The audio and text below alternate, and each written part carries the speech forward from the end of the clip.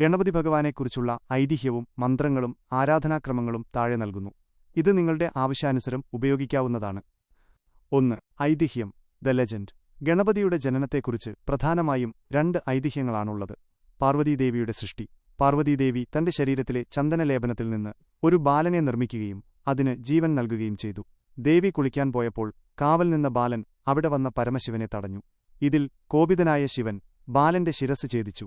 പിന്നീട് ദേവിയുടെ ദുഃഖം മാറ്റാൻ വടക്കോട്ട് തലവെച്ച് കിടന്നിരുന്ന ആനക്കുട്ടിയുടെ ശിരസ് വെട്ടി ബാലന്റെ ഉടലിൽ ഉറപ്പിച്ചുവെന്നാണ് ഏറ്റവും പ്രശസ്തമായ കഥ. വിഘ്നേശ്വര പദവി. ഗണപതിയുടെ ബുദ്ധിശക്തി പരീക്ഷിക്കാൻ ശിവനും പാർവതിയും ലോകം ചുറ്റിവരാൻ മക്കളോട് ആവശ്യപ്പെട്ടു. സുബ്രഹ്മണ്യൻ മൈലിലേറി ലോകം ചുറ്റാൻ പോയപ്പോൾ ഗണപതി തന്റെ മാതാപിതാക്കളായ ശിവപാർവതിമാരെ പ്രദക്ഷിണം വെച്ചു. മാതാപിതാക്കളാണ് ലോകമെന്ന സങ്കല്പം. ഇതിൽ പ്രീതനായ ശിവൻ ഗണപതിയെ എല്ലാ വിഘ്നങ്ങളുടെയും അധിപനായി വാഴിച്ചു. 2 പ്രധാന മന്ത്രങ്ങൾ. പവർഫുൾ മന്ത്രാസ്. മൂലമന്ത്രം. കൂടുതൽ ഓം ഗം ഗണപതയേ നമഃ. തടസ്സങ്ങൾ നീങ്ങാനും വിചാരിച്ച കാര്യം നടക്കാനും ഏറ്റവും ലളിതവും ശക്തിയുള്ളതുമായ മന്ത്രം. ധ്യാനമന്ത്രം. കൂടുതൽ ശുക്ലാംബരധരം വിഷ്ണും ശശിവർണം ചതുർഭുജം പ്രസന്നവദനം ധ്യായേത് സർവ വിഘ്നോപശാന്തയേ. ഗണേശ ഗായത്രി. കൂടുതൽ തത്പുരുഷായ വിദ്മഹേ വക്രതുണ്ഡായ ധീമഹി തന്നോ ദന്തിഃ പ്രചോദയാത്. 3. ഭഗവാന്റെ ശക്തി ദ പവർ ഓഫ് ഗണേശ. വിഘ്നവിനാശകൻ. ഏത് തടസ്സത്തെയും തകർക്കാനുള്ള ശക്തി ഗണപതിക്കുണ്ട്. അതുകൊണ്ടാണ് വിഘ്നേശ്വരൻ എന്ന് വിളിക്കുന്നത്. ബുദ്ധിയും സിദ്ധിയും.